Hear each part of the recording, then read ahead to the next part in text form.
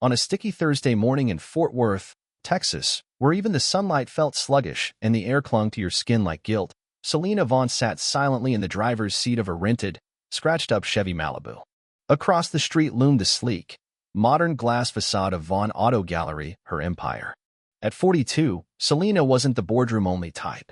She didn't hide behind titles or mahogany desks.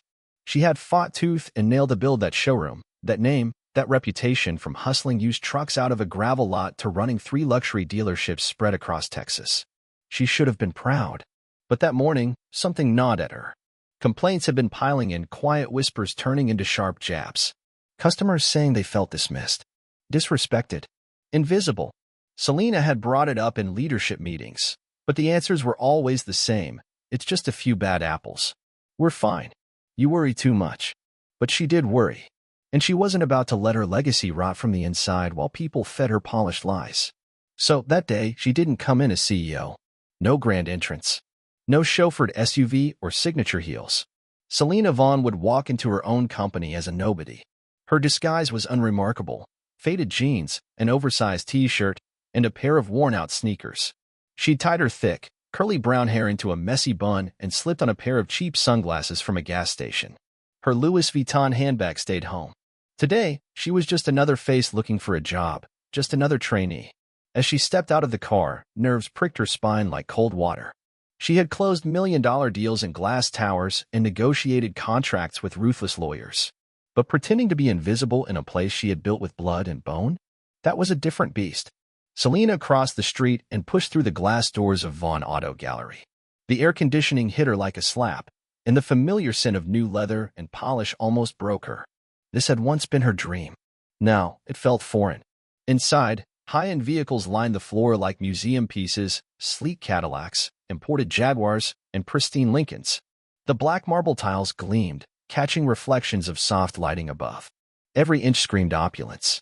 She barely had time to take it all in when a man in a tailored blue suit glanced up from his desk. His name tag read Travis Cole, Senior Sales Executive. His eyes scanned her in one quick, sharp pass. "Can I help you?" he asked, not warmly, more like someone forced to pick up a shift they didn't want. "Yeah," Selena said, faking a sheepish smile. "HR sent me over. Today's my first day." Travis leaned back in his chair and sighed as though she'd asked him to donate a kidney. "Greg," he called over his shoulder, voice flat and annoyed. A balding man in his 50s appeared from behind a glass-walled office. He looked half asleep. "New hire," he mumbled, not even making eye contact. "All right, come on." He shuffled off without waiting. Selena followed in silence, heart pounding louder than it should have been. So far, this wasn't just disappointing, it was disturbing. They passed rows of desks, some cluttered, others pristine. Salespeople chatted loudly about weekend plans, commission gripes, and the usual gossip. Nobody greeted her. Nobody noticed her. She was already part of the scenery.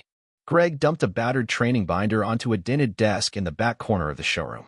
"Go through that when you can," he said, already turning away. "We don't babysit here. You learn by watching." "Got it." Selena nodded. "Got it. Good. Just stay out of the way. If a customer walks in, grab someone else to handle it." He left her there like forgotten luggage. Selena sat down, forcing her hands to unclench in her lap. The binder's pages smelled like mildew and neglect. She didn't expect fanfare, but this was toxic. Minutes later, 3 salespeople gathered a few feet away. They laughed openly like teenagers in a locker room. "I give her 2 weeks," said a red-haired woman with long, manicured nails. "She probably can't even tell a Tahoe from a Range Rover," snorted another man. "HR just throws warm bodies at us," added a heavy-set guy with a booming laugh. "Standards? Gone." Selena kept her head down, pretending to read. But the words were venom. Each one pushed her deeper into a quiet fury. She had to see more, dig to the root. Only then could she excise it. Throughout the day, she watched customers drift in, some eager, some hesitant.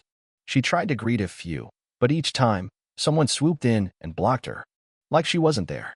At one point, Travis turned away from an elderly couple who didn't look like money. They left within 5 minutes, no one followed up.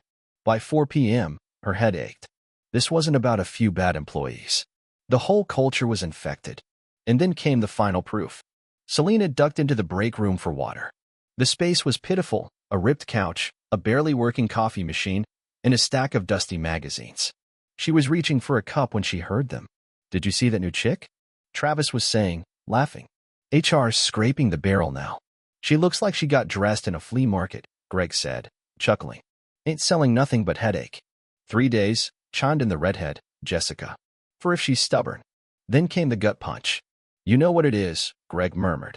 "She doesn't fit the Vaughn Motors image. We sell dreams, not discount bin drama." Their laughter rang in her ears like a siren. Selena backed out slowly, face numb. She drifted past the glossy cars she once adored, barely seeing them. This wasn't just negligence. It was rot, arrogance, disrespect. And they were doing it right under her name. She stood by the front window, watching the sky deepen over Texas. A sadness welled up in her chest. Not for herself. For the dream that had curdled. For every young woman like she once was, brushed aside, talked over, belittled. No, not today. Not ever again. Selena didn't explode. That would be too easy. Too forgettable. She needed this to burn into their memories. She waited. At 5:30 p.m., Greg stood up and clapped once. "All right, folks. Good job today. Don't forget Murphy's, 7 p.m. First round's on me." Cheers rose around the room. Selena stood, quietly smoothing her wrinkled shirt. Then she stepped into the middle of the showroom and clapped once, sharply. The sound cracked like lightning. Heads turned. Conversations died. Greg blinked from his office. Travis looked up, confused. Jessica stopped mid-laugh. "Can I have everyone's attention?" They stared, puzzled. "You probably don't know who I am," Selena said, pulling off her sunglasses and setting them on a nearby desk. "But I know exactly who you are." Silence fell like a curtain. A few people took a step back. "My name is Selena Vaughn," she said. "I own this company." Greg's face drained of color. Jessica's nail file slipped from her fingers. Travis's mouth hung open like a barn door. Selena walked forward, each step deliberate. "I built this place. From nothing. No funding. No favors. Just sweat. And grit. And more nights than I can count wondering if I'd have to sell my last truck to make payroll." She swept her gaze across them like a searchlight. "And today, I walked in hoping to see respect, passion, pride. But instead, I saw entitlement. Laziness. Disrespect, not just toward me, but toward customers. Toward the very heart of what this company was built on." She turned to Greg. "You were supposed to lead. You set the bar on the floor and still couldn't reach it." She turned to Travis. "You judge people on their clothes. On their wallets. You think you're too good for the grind that got us here." And then, calmly, coldly, "As of this moment, every one of you is suspended. Effective immediately." Gasps. A few people stumbled backward. "When you come back, if you come back, it'll be under new rules. My rules." She paused at the entrance. "Respect isn't optional here. And next time you dismiss someone, remember, they might just sign your paychecks." She walked out. The next morning, the dealership was eerily quiet. Half the staff didn't show. Those who did looked like kids sent to the principal's office. Selena stood at the center, holding a stack of new employee contracts. "I'm not here to humiliate anyone," she said. "But I believe in second chances for those who want to change." The new rules were simple. Respect. Humility. Effort. Sign and stay. Or walk. Travis stepped forward first. His signature was shaky. Jessica came next, tears smudging her name. Even Greg, stubborn and red-eyed, signed. Later that afternoon, a young couple came in. First-time buyers. Nervous. Unsure.